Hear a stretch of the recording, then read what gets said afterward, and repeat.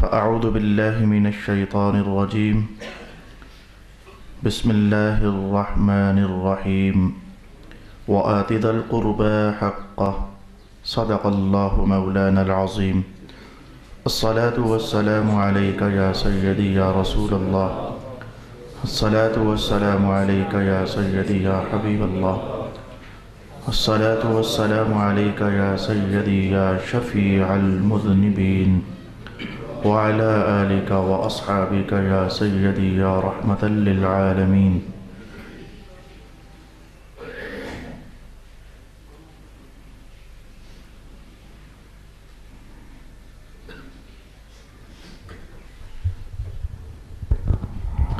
اللہ رب العالمین نے ارشاد فرمایا کہ اپنے رشتہ داروں کے حقوق ادا کرو. گزشتہ چند نشستوں سے ہم سیکھ رہے تھے کہ ایک بیوی پر کیا لازم ہے کہ وہ اپنے خاوند کے حق میں کرے، یا کچھ چیزیں ایسی بھی ہیں جن سے بچے. یوں کہہ لیجئے کہ بیوی پر دو طرح کے حقوق لازم تھے. کچھ حقوق ایسے تھے کہ شریعت نے کہا کہ تو اپنے خاوند کے لیے ان کو کر. کچھ حقوق ایسے تھے جن کے بارے میں شریعت نے کہا کہ تو ان کو نہ کر، کرنے پر خاوند ناراض ہوگا تو ان کو نہ کر. نہ کرنے کے حوالے سے میں نے گزشتہ نشست میں آپ سے بیان کیا تھا. انانا عورت کو نہیں ہونا چاہیے، منانا عورت کو نہیں ہونا چاہیے، حنانا عورت کو نہیں ہونا چاہیے، حداقہ عورت کو نہیں ہونا چاہیے، شداقہ عورت کو نہیں ہونا چاہیے، براقہ عورت کو نہیں ہونا چاہیے. یہ 6 طرح کے منفی عیوب تھے. اگر کسی بیگم کے اندر آ جائیں تو اس گھر کا ستیہ ناس ہو جاتا ہے. آخری وعدہ میرا گزشتہ نشست میں یہ تھا کہ ہم عربستان کی ایک دانا خاتون جس نے اپنی بیٹی کو آج بیاہ کرتے ہوئے جب رخصت کرنا چاہا تھا تو چند نصیحتیں کی تھیں. وہ نصیحتیں یقیناً سونے کے پانے کے ساتھ لکھنے کے لائق ہیں. اگر کوئی بیٹی ان نصیحتوں کو آج بھی اپنی زندگی کا حصہ جان لے تو اللہ تعالیٰ اس کے گھر کو کرم کرم بنا دیتا ہے، اس کے ماحول کو نور نور بنا دیتا ہے، خاوند کے ساتھ ان کے تعلق کو خوشبو خوشبو بنا دیتا ہے. تو آئیے اس بلیغ عرب عورت کا وہ چند نکاتی خطبہ میں آپ کی خدمت میں بیان کرنا چاہتا ہوں. اسماء بنت خارجہ فزاری، انہوں نے جب اپنی بیٹی کی شادی کی تو کہنے لگیں کہ بیٹی اللہ اکبر، جس گھر میں تو جا رہی ہے وہ گھر تیرا دیکھا بالا نہیں ہے. جس گھر میں تو آئی تھی آج اس سے نکل رہی ہے. جس گھر میں تو آئی تھی، کیونکہ اس وقت میرا مدعا ہرگز یہ نہیں ہے کہ میں کوئی خطابت کے جوہر دکھاؤں، ہیں بھی نہیں ہے میرے پاس تو خطابت کے جوہر دکھاؤں تو جلدی سے میں تیز تیز بول کر آگے نکل جاؤں. کچھ قوم کو دینے کا ارادہ ہے، آپ لوگوں کو کچھ سمجھانے کا ارادہ ہے. توجہ کے ساتھ سننے والی کہانی ہے. کہا بیٹی جس گھر میں تو آئی تھی وہاں سے تو آج نکل رہی ہے، اور ایسے گھر میں تو جا رہی ہے جس پر تو ہرگز واقف نہیں کہ کیسا ماحول ہے. یہ کسی بھی دانا ماں کو چاہیے کہ اپنی بیٹی کو یہ سمجھائے. اور ایسے آدمی کے پاس اب تو رہے گی جس کے ساتھ اس سے پہلے تیری کوئی الفت نہیں تھی. تو پھر بیٹی کیسے رہنا؟ یہاں سے بیان شروع ہوگا. پھر بیٹی کیسے رہنا؟ کہنے لگے کہ ایسا کرنا کہ تو اپنے خاوند کے لیے زمیں بن جانا، دیکھنا وہ کرم کا آسماں بن جائے گا. اس میں اشارہ تھا کہ بچھی بچھی رہنا، ڈری ڈری رہنا، دبی دبی رہنا، زور آوری نہ کرنا. تو اس کے لیے زمیں بن جانا وہ تیرے لیے کرم کا آسماں بن جائے گا. کہنے لگی کہ تو اس کے لیے آرام کا باعث بن جانا، وہ تیرے لیے آرام کا باعث بنے گا. جو سب سے تیکھا جملہ مجھے وہ ابھی تک بھی دل کو کلک کر رہا ہے وہ غضب کا جملہ. میں اس سے پہلے میں غلط سا ماحول پھر سے آپ کے سامنے ریپیٹ کرنا چاہوں گا. بیگمات کی طلب ہوتی ہے خاوند دبا دبا رہے، سب کی نہیں. جن کی تربیت نہیں ہے مذہب کے مطابق وہ ایسا سوچتی ہیں، یا جو اردا گرد کے ماحول سے سنتی ہیں وہ ایسا سوچتی ہیں میرا خاوند میرا غلام بن کر رہے، میرے نیچے دبا دبا رہے. یا پھر سسوں کی یہ خواہشات ہوتی ہیں کہ وہ بیٹی کو دبانا چاہتے ہیں. میں نے شروع کے جملے میں کہا تھا یہ دونوں ماحول غلط ہیں. یہ دبانے والا چکر ہی نہیں انسانیت کے اندر. یہ مذہب کے ماحول میں تجھے دباؤں تو مجھے دبا، یہ کوئی یہ چیپٹر ہی نہیں ہے. تو وہ ماں اپنی بیٹی سے کہنے لگی جملہ بڑا دونوں طرف سے کرارا سا جملہ ہے. کہنے لگی بیٹی ایسا کرنا تو اس کی ہمیشہ لونڈی بن کر رہنا، وہ تیرا غلام بن کر رہے گا. میں ایک اتنا میٹھا جملہ ہے، کرارا بھی ہے، دلچسپی بھی ہے. اگر تو چاہتی ہے وہ تیرا بن کر رہے، وہ تیری ہر بات مانے، تو پھر تو اس کی ہر بات مانے، تو اس کی لونڈی بن کر رہنا، وہ تیرا غلام بن کر رہے گا. یا کسی کو اللہ اکبر، یہ مجھے مذہب کے بہت سارے چیپٹر ایک دم سے ذہن میں آنے لگ گئے. آپ جانتے ہیں کہ اگر کسی کو شکار کرنا ہو، پرندے کو شکار کرنا ہو، تو ایسے شکار نہیں کیا جاتا میری جان، تھوڑا سا دانہ ڈالا جاتا ہے. یہ جو دانہ ڈالنا ہے نا، یہ اصل میں کسی اور کو اپنی کمند میں لانا ہوتا ہے، کوئی پنجرا لگانا پڑتا ہے، کوئی گھات لگانی پڑتی ہے. اگر چڑیا بھی پکڑنی ہو چھوٹی سی، تو میاں وہ ٹوکرا سا قلعے کی ٹیک لگا کر کھڑا کرنا پڑتا ہے. تو ماں اصل میں یہ سمجھا رہی تھی، اگر تو چاہتی ہے کہ خاوند تیرا شکار بن جائے، تو پہلے تو اس کا شکار بننا، تو پہلے اس کی بات ماننا، وہ جدھر بلائے ادھر پہنچنا، جہاں سے روکے وہاں سے رکنا. تو پھر دیکھنا اللہ کرے گا وہ خود ہی تیرا غلام بن کر رہے گا. کسی کو غلام بنانے کے لیے اللہ اکبر، مجھے حدیث شریف کے وہ کلمات یاد پڑ رہے ہیں کہ رسول پاک صلی اللہ علیہ وسلم نے ایک موقع پر گھوڑے کی کہانی ارشاد فرمائی تھی کہ تم میں سے کوئی ایسا کرتا ہے تو کرنا نہ، بات وہ تھی کرنا نہ، لیکن اس میں ایک تصویر ہے ہمارے آج کے ٹاپک کو سپورٹ کرنے والی. رسول اللہ علیہ السلام نے فرمایا کہ تم گھوڑے کے ساتھ بھی جھوٹ بولتے ہو. حضور ہم کیا کرتے ہیں؟ فرمایا جب تم نے گھوڑے کو پکڑنا ہوتا ہے تو اپنی جھولی پکڑ لیتے ہو، اور جھولی پکڑ کر کے تو آگے سے اسے دوہرا کر لیتے ہو اور اندر ہاتھ مارتے ہو، جس سے گھوڑا دیکھے تو وہ یہ سمجھے کہ دانہ شانہ ہے، مجھے ڈالنے کے لیے دانہ شانہ ہے، تو وہ تمہارے قریب آنا چاہے. تم ہاتھ مارتے مارتے ایک دم جھولی چھوڑ دیتے ہو، گھوڑا پکڑ لیتے ہو، حالانکہ اندر دانہ شانہ ہوتا نہیں ہے. میں یہ بھی دھوکہ ہے، یہ جو گھوڑے کے ساتھ بھی دھوکہ نہیں کرنا چاہیے. وہ تو ڈیولپمنٹ کر رہے تھے. رسول پاک علیہ السلام ایک مسلمانی شخصیت کی اور ایک مسلمانانہ کردار کیا ہوتا ہے کہ انسان تو انسان، مسلمانوں کا نبی تو سمجھاتا ہے کہ جانوروں کے ساتھ بھی دھوکہ نہیں کرنا چاہیے. وہ کچھ عنوان ایسا تھا، لیکن یہاں سے جو تصویر میں نے کشیدنا چاہی وہ آپ سمجھ تو گئے ہوں گے. گھوڑا بھی پکڑنا ہو تو دانے کا الجھاؤ تو کرنا پڑتا ہے نا. چلو الجھاؤ نہ کرو، سچ ہی کرو. تو گھوڑے پکڑنے کے لیے دانا تو اسے ڈالنا ہی پڑتا ہے. تو وہ ماں کہنے لگی میری بیٹی اگر تو چاہتی ہے کہ خاوند تیرا غلام بن کر رہے تو پہلے تو اس کی لونڈی بن کر رہنا. یہ دیکھو مجھے حدیث کے الفاظ کہاں یاد پڑ گئے ہیں. صحابہ کرام کی جماعتیں کچھ ادھر کچھ ادھر کچھ ادھر، کچھ ایسے بھی ہیں جو صحابہ نہیں ہیں، بیٹھے ہوئے ہیں. رسول پاک علیہ السلام نے دیکھا کہ ایک نادار شخص آیا اور وہ بیمار ہے. اور اس بات کو اگر آپ پڑھنا چاہو تو سورہ نور کے اندر تفسیر پڑھتے ہوئے اس کو پڑھ سکتے ہو. لیس علی الاعمى حرج ولا علی المریض حرج. اس آیت کی تفسیر بیان کرتے ہوئے حضرت امام جلال الدین سیوطی نے یہ روایت نقل فرما دی. اس کے جسم پر کچھ خارش کے اثرات تھے، پھر وہ خارش کے اثرات بڑھ کر چیچک بن گئے اور پھر جلد پر نشان چھوڑ گئے. انسانی فطرت ہے کہ وہ بیماروں کے ساتھ اٹھنا بیٹھنا، خاص کر کے ایسا بیمار جس کی بیماری اس کی جلد پر ظاہر ہو جائے تو انسانی فطرت ذرا پسند نہیں کرتی، ناخوش ہوتی ہے. تو کھانا کی مجلس تھی کوئی، تو اس نادار اور بیمار اور مفلس شخص نے چاہا کہ میں بھی ساتھ بیٹھ کر کھانا کھا لوں. وہ ایک جماعت کے ساتھ بیٹھنے لگا تو اس نے انکار کر دیا اور کچھ ایسا ویسا کہا یا دکھایا جس کا معنی یہ تھا کہ چل اٹھ، یہاں نہیں، تو ہمارے ساتھ نہیں بیٹھ سکتا. وہ نادار غریب مفلس بیمار اٹھا اور کسی دوسری مجلس میں انہوں نے بھی کچھ ایسا ہی دکھایا کہ ہٹ آگے سے نکل جا، ہمارے ساتھ نہیں. وہ 3-4 مجالس میں جب گھوما تو کسی نے اس کو نہ بٹھایا. سرکار دو عالم یہ منظر دیکھ رہے تھے. میرے حضور نے اسے ہاتھ سے پکڑ کر کہا چل تو میرے ساتھ بیٹھ جانا، کوئی تجھے ساتھ نہیں بٹھانا چاہتا تو میرے ساتھ بیٹھ جا. تو اب میں کہتا ہوں کہ بتاؤ یہ کسی کو اپنا کرنے کے لیے تھوڑی دیر کے لیے سرکار پہلے اس کے ہوئے نا، پہلے اس کے دل میں اترے نا، پہلی محبت کا پھندا لگایا نا، پہلے کردار کا کوئی جلوہ اسے دکھایا اور کردار کا جلوہ دکھانے کے بعد کہا کہ اچھا کوئی نہیں بلاتا جسے کوئی پاس نہ بٹھائے، اس کا محمد ہے جو اسے پاس بٹھانے کے لیے. تو اب وہ کیسے رسول پاک علیہ السلام کی ذاتی اقدس کے ترانے نہ پڑھتا، ان کے گیت نہ گاتا، ان کے کردار کی کہانیاں نہ بولتا. مجھے پھر سے میں نے کہا کہ احادیث شریفہ کا ہجوم، یا ایک کافر شخص آ کر کہتا ہے کہ میں ایسے نہیں مسلمان ہوں گا، ایسے نہیں، غریب آدمی ہوں، پہلے کچھ مال شال دو نا جی، مال لگاؤ پھر مسلمان ہو جاؤں گا. رسول پاک علیہ السلام نے نگاہ نبوت جو ڈالی تو محسوس کیا کہ اس کی ضروریات بہت زیادہ ہیں، لیکن ہے یہ قلاش، کنگال ہے، اور یہ ایسے تو نہیں اسی لیے صوفیاء کا طریقہ بتاتا ہوں. میں میری دھیان لپک رہا ہے لیکن 2-3 جملوں کے بعد میں واپس آ جاؤں گا. رسول پاک علیہ السلام کے پاس ان دنوں غنیمت سے ہزاروں بکریاں آئی ہوئی تھیں مال غنیمت کے طور پر, اور ان کا پھیلاؤ اور حجم کچھ ایسا تھا کہ اگر اس پہاڑ کی وادی سے وہ چرنے لگتیں تو ان کا پھیلاؤ ایسا تھا, اتنی زیادہ تھیں کہ وہ وادی کا پیٹ کراس کرتے کرتے دوسرے پہاڑ کی کچھ چڑھائی تک بھی پہنچ رہی ہوتی تھیں. اتنا بڑا وہ ریوڑ تھا. تو رسول اللہ علیہ السلام نے کہا کہ اچھا مال لینا چاہتا ہے, چل وہ وہاں سے لے کر وہاں تک جتنی بکریاں ہیں ساری کی ساری میں محمد نے تجھے دے دی ہیں. اب وہ بکریاں سمیٹ کر کے تو جلدی سے قوم کی طرف بھاگا. اس کے بھاگنے کا انداز یہ تھا, وہ دوری سے بول رہا تھا, لوگو محمد جو دین دیتے ہیں لے لو, محمد کا دین بڑا میٹھا ہے, یہ کلمہ بعد میں پڑھاتے ہیں اور غریبوں کا پیٹ پہلے بھر دیتے ہیں. یہ کسی کو کمند میں لانے کے لیے.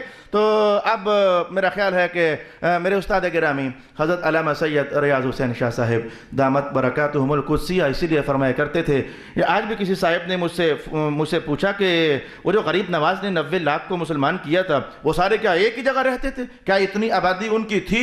میں نے کہا جی وہ ایک ہی جگہ رہنا یہ روایت نہیں ہے. کوئی شرق سے آیا, کوئی غرب سے آیا, کوئی شمال سے آیا, کوئی جنوب سے آیا, جس کو بابا کی خوشبو پہنچتی چلی جا رہی تھی اور وہ حلقہ ارادت میں داخل ہو کر کے تو کلمہ اسلام پڑھتا چلا جا رہا تھا. اس پر میرے استاد گرامی ہمیں دورہ حدیث پڑھاتے ہوئے کئی بار آپ نے کلک کیا اور فرمایا کہ دیکھو کیا غریب نواز کے دور میں کوئی محدث نہیں تھا, کوئی مفسر نہیں تھا, کوئی علامہ نہیں تھا, کوئی دانشور نہیں تھا, کیا کوئی اور مرد قلندر نہیں تھا؟ جی تھا. اچھا کیا کوئی مفتی نہیں تھا؟ جی تھا. کیا کوئی خطیب نہیں تھا؟ جی تھا. کیا کوئی بلار نہیں تھا؟ جی تھا. کیا کوئی زبان آور نہیں تھا؟ جی تھا. کیا کوئی بلاغت کا دھنی نہیں تھا؟ جی تھا. کیا کوئی فصاحت کے گھوڑے پر بیٹھ کر کے تو منزلیں طے کرنے والا نہیں تھا؟ جی تھا. کیا کوئی مومن نہیں تھا؟ جی تھا. تو پھر کیا وجہ ہوئی کہ 90 لاکھ کو کسی اور نے نہ غریب نواز نہیں مسلمان کیا؟ استاد صاحب فرمانے لگے کہ اصل میں صوفیاء کا طریقہ یہی ہوا کرتا تھا کہ وہ لوگوں کا پیٹ بھرنے کے بعد کہا کرتے تھے جس نے پیٹ بھرا ہے اس کا کلمہ بھی تو پڑھ لے نا. تو لا الہ الا اللہ پڑھنا ان کے لیے آسان ہو جاتا. بہت ہو گیا. اس ایک جملے کو سمجھانے کے لیے میری بہنوں کو سمجھنا چاہیے, قوم کی بیٹیوں کو جاننا چاہیے کہ یہ کسی کو کمند میں لانا ہو, کسی کو اپنی محبت کے جال میں پھنسانا ہو نا تو ایسے ہی نہیں پھنسایا جا سکتا. پہلے یہ گیو اینڈ ٹیک رول ہے, پہلے کچھ دینا پڑتا ہے, پہلے کسی کا ہونا پڑتا ہے, پہلے کسی کی محبت کا گیت گانا پڑتا ہے. اس ماں نے کہا کہ دیکھ تو اس کی لونڈی بن کر رہنا تو وہ تیرا غلام بن کر رہے گا. اور اگلا جملہ کہنے لگی کہ اگر تو اس کے اپنی طرف سے خود اس کے پاس نہ جانا, یہ جملہ سمجھ نہیں آیا مجھے پتہ ہے, اپنی طرف سے خود اس کے پاس نہ جانا وغیرہ وہ تجھ سے نفرت کرے گا. میں بتاتا ہوں یہ کیا شے ہے. اور نہ اس سے دور رہنا وغیرہ وہ تجھے بھول جائے گا. یہ جملہ بہت سمجھنے والا ہے اور یہ عین معاشرتی دہکتی ہوئی بھٹی ہے کہ جس میں بہت سارے جھلس کے بہت سارے بچ گئے. کہا خود سے اس کے پاس نہ جانا وغیرہ وہ نفرت کرے گا, اور اس سے دور بھی نہ ہونا وغیرہ وہ تجھے بھول جائے گا. علامہ سجاد صاحب ہوتے تو سونا سا شعر سناتے, وہ کسی سے دور اتنا بھی نہ ہو جاؤ کہ اسے اکیلے رہنے کی عادت ہی پڑ جائے. ہے یہ شعر لیکن مجھے آتا نہیں ہے.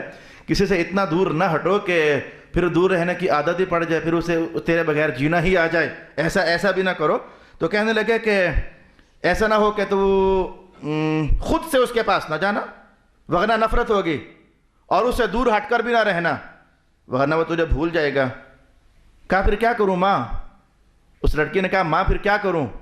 کہا ایسا کرنا کہ اگر وہ تیرے پاس ہونا چاہے تو پھر اس کے پاس ہونا, اور اگر وہ تجھ سے علیحدہ رہنا چاہے تو پھر اس سے علیحدہ رہنا. یہ اصل میں آپ کے گھروں کی کہانیاں بتاتا ہوں. بعض اوقات ایسا ہوتا ہے کہ خاوند لوگ جو ہوتے ہیں ان کے کچھ اپنی مصروفیات ہوتی ہیں آفیسز کے حوالے سے, کچھ فائلز انہوں نے گھروں میں آ کر کے ان کی ریکوری کرنی ہوتی ہے, کچھ ڈاکومنٹیشن گھروں میں آ کر انہوں نے کلیئر کرنی ہوتی ہے.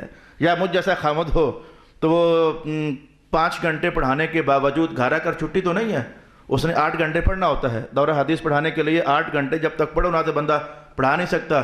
پھر درس قرآن پر جانا ہے, اسے الگ سٹڈی کرنا ہے. درس حدیث دینے جانا ہے تو اسے الگ اسٹڈی کرنا ہے. اب بندہ مصروف ہو, اس کی اپنی ورکنگ ہو, وہ گھر آ کر بھی اس کے کوئی کام کاج ہوں, تو ماں سمجھا رہی تھی جب خاوند اپنی مصروفیات میں الجھا ہوا ہو نا تو ایسے میں اپنی الفتیں نہ دکھانا, وگرنہ پھر وہ نفرت ہوگی, میرا کام ہوا نہیں ہے اور تجھے جناب یہ محبت کے رسیلے گیتوں کی پڑی ہوئی ہے, نفرت ہو جائے گی. جب محسوس کرے خاوند فارغ ہو گیا ہے, تھکا ہوا ہے, الجھا ہوا ہے اور اب اس کے پاس جانا چاہیے, تو رب کائنات نے کہا نہیں لِتَسْكُنُوهُنَّ, یہ بیگمات کو اللہ نے بنایا ہی اس لیے ہے کہ ان کا ہونا خاوندوں کو سکون دے, تو پھر اس کے پاس جانا. جب اسے سکون کی طلب ہو پھر اس کے پاس جانا, اور جب وہ اپنے کسی کام میں پھنسا ہوا ہو تو ایسے ہی جا کر الفتیں نہ دکھانا, وگرنہ نفرت بڑھ جائے گی. اور اسی عنوان پر ایک بار میرے استاد گرامی قبلہ شاہ صاحب نے لیڈیز کو درس حدیث دیا, تو اس میں یہ 3 جملے تھے اور آج وہ میرے ہاتھ بھی لگے ہوئے ہیں, امام غزالی نے لکھے ہیں اور میں آپ کو ضرور سنانا چاہوں گا. بات کوئی اور کہی, سمجھایا کچھ اور. ماں کہنے لگی بیٹی اپنے خاوند کے ناک کا خیال کرنا, اپنے خاوند کے کان کا خیال کرنا اور اپنے خاوند کی آنکھ کا خیال کرنا. یہ کیا غضب کا خطبہ ہے اس ماں کا, اپنے خاوند کے ناک کا خیال کرنا. غزالی کہتے ہیں وہ سمجھا رہی تھی کہ ذرا خوشبو سے معطر ہو کر رہنا, ناک کا خیال کرنا, ذرا خوشبو سے معطر ہو کر رہنا. مجھے وہ روایت کے الفاظ یاد پڑتے ہیں کہ حضور کے صحابہ میں ایک صحابی, اللہ نے انہیں 4 ازواج عطا فرمائی تھی. اب یہ جو زوجہ ہونا اور مقام ہے, لیکن وہ جو آپس کی ہے کہ میں زیادہ قرب پاؤں, وہ یہ شان تو ازواج مطہرات کی بھی تھی, امہات مومنین کی بھی یہ شان تھی.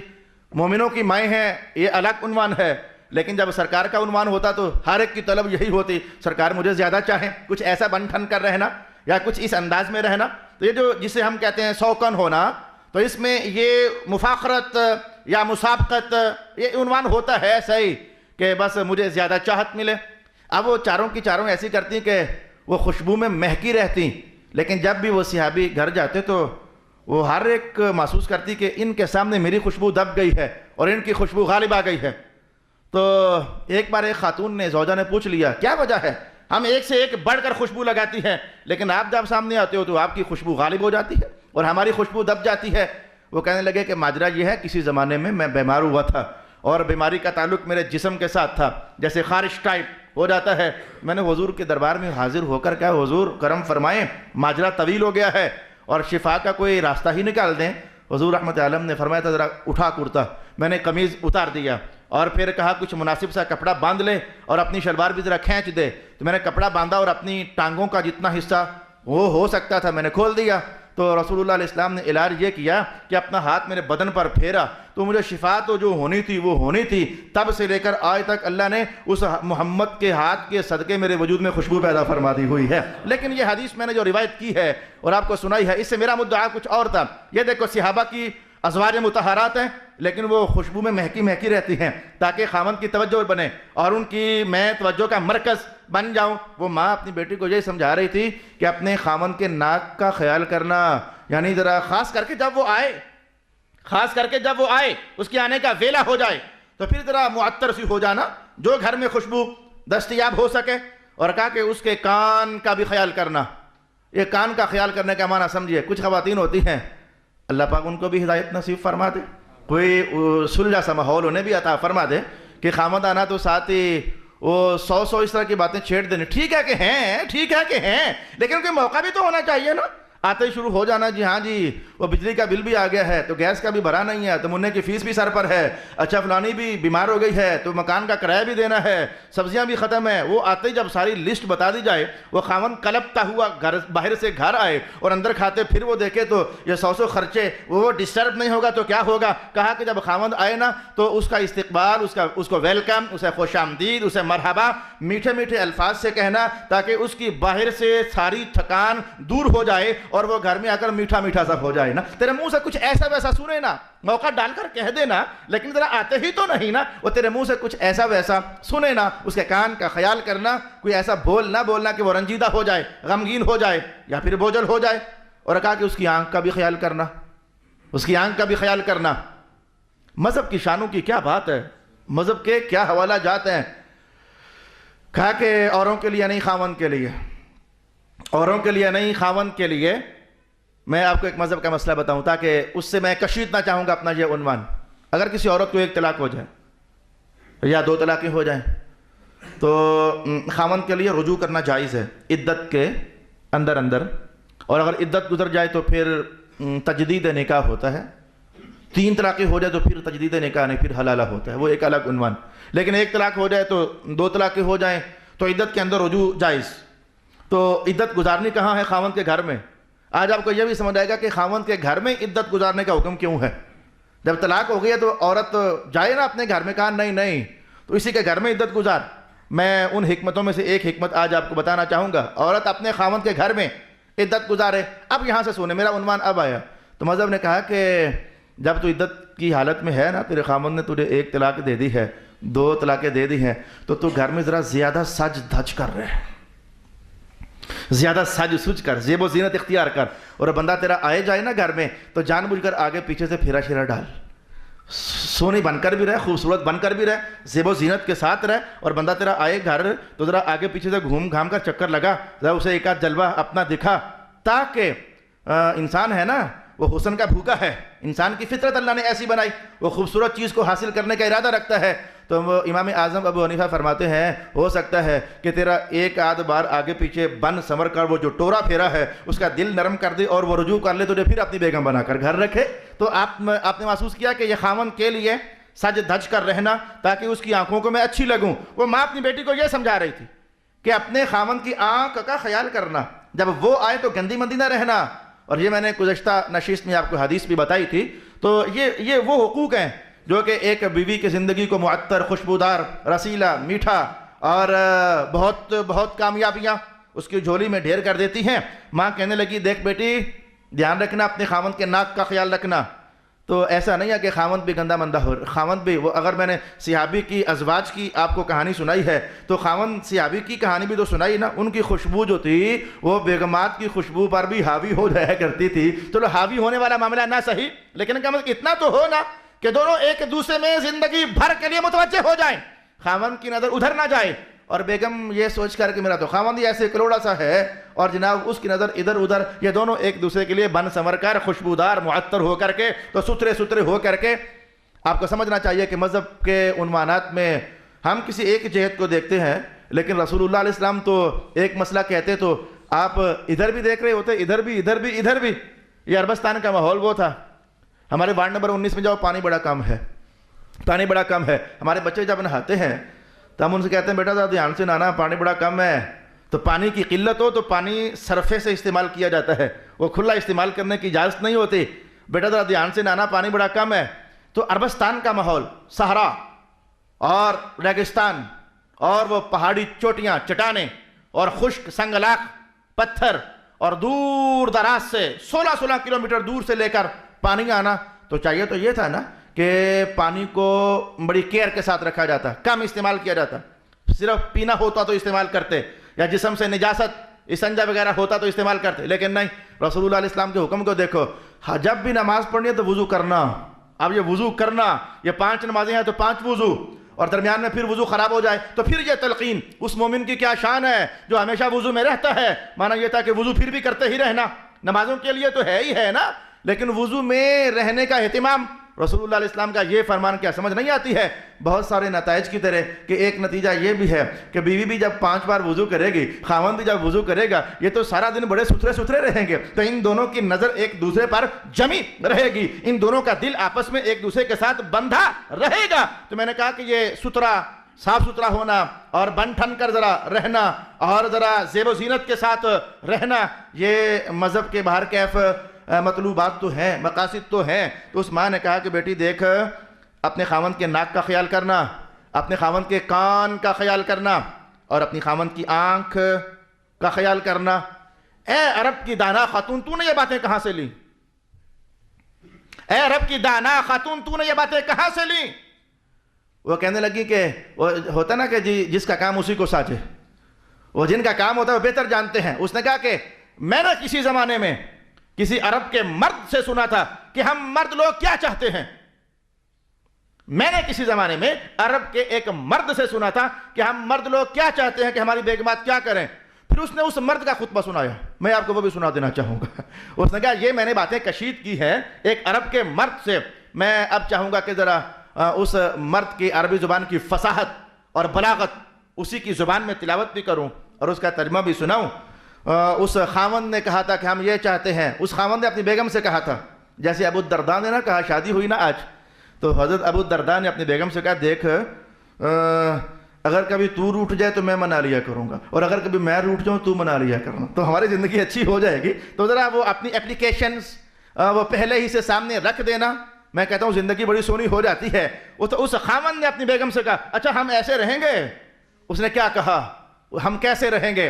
اور یاد رکھنا کہ جس کا نام مرد ہے اور جس کا نام عورت ہے، سملیرٹی ہے ان میں، کچھ تقاضوں میں، کچھ فطرت کے احساسات میں، کچھ زندگی کے رہن سہن میں، یہ کچھ سملیرٹی ہے صحیح۔ ایک شخص، ایک مرد تقریباً وہی چاہتا ہے جو دوسرا چاہتا ہے، ایک عورت تقریباً وہی چاہتی ہے جو دوسری چاہتی ہے۔ اس خاوند نے کہا کہ خذ العفو وتشدعی مودتی، دیکھ میرے معاملات میں کوئی ایسی ویسی حرکت مجھ سے ہو جائے تو اکثر درگزری کرنا، ہماری محبت زیادہ ہو جائے گی، اور اگر تو دو بدو جواب دے گی تو کام خراب، بس میرے معاملے میں عفو۔ اور جیسے ابو الدرداء نے کہا تھا میں روٹھوں تو منانا، تو روٹھے تو میں مناؤں، کہا کچھ معاملہ ایسا ویسا ہو جائے تو میرے معاملے میں درگزر کرنا، محبت بڑھ جائے گی۔ وَلَا تَنْتِقِي أَغْضَبْ حِينَ أَغْضَبْ، اس نے کہا دیکھ جب کبھی میں غصے میں ہوں تو آگے سے زبان درازی نہ کرنا، بس آگے پیچھے ہو جانا، کامیاب ہو جائے گی تو۔ جب کبھی میں کتنے خاوند ایسے ہیں طلاقوں کے کیس میری جان آپ ہمارے پاس لے کر آتے، اس نے کہا جی میری بیگم لڑ پڑی، آگے سے بولی، مجھے غصہ آ گیا، بیگم ہو کر بولتی آگے سے، یہ حق نہیں ہے، چھوٹے کو بھر کے چھوٹا بن کر رہنا چاہیے، وگرنہ گھر اجڑ گیا میری جان۔ یہ خاوند لوگ بہت کچھ شاید برداشت کر لیں، لیکن چند باتیں ہوتی ہیں جو نہیں برداشت کرتے، کرنی چاہیے، ویسے کرنی چاہیے۔ حدیث پاک ہمیں سمجھاتی ہے کہ خاوندوں کو بھی بے صبرا نہیں ہونا چاہیے، کچھ جرت، جوان مردی، کچھ مردانگی اور صبر، ٹالرنس ان میں بھی ہونی چاہیے، لیکن نہیں کرتے۔ ان میں سے ایک شے ہے عورت آگے سے زبان درازی کرے تو کام خراب ہو جاتا ہے۔ میں آپ کے سامنے وقت میرا سمٹ رہا ہے، میرا شاید خطبہ رک جائے، لیکن دیکھیں آج یہ اس سے بڑا صبر کہاں سے لاؤ گے؟ حضرت حفصہ نے کہا حضور میں ابا جی سے ملا ہوں، حضرت عمر سے کہا چلی جاؤ، حالانکہ رسول اللہ کی باری آج حضرت حفصہ کے گھر تھی، تو حضور رحمت عالم نے مسئلہ سمجھانا تھا، اس لیے یہ ساری کاروائی سجائی، کہا چلی جاؤ، خود اجازت مانگی، ابا حضور کو ملنے گئیں، واپس آئیں تو ایسا تھا کہ رسول پاک علیہ السلام اللہ کے حکم کی اجازت کے مطابق اپنی کسی باندی کے ساتھ مصروف تھے، اسی گھر میں، اسی حجرے میں اپنی کسی باندی کے ساتھ مصروف عمل تھے، اور حفصہ آئیں، انہوں نے دروازہ کھٹکھٹایا، سرکار دو عالم علیہ السلام نے دروازہ کھولا تو پسینے کا احساس بھی جسم ناز پر سجا ہوا تھا۔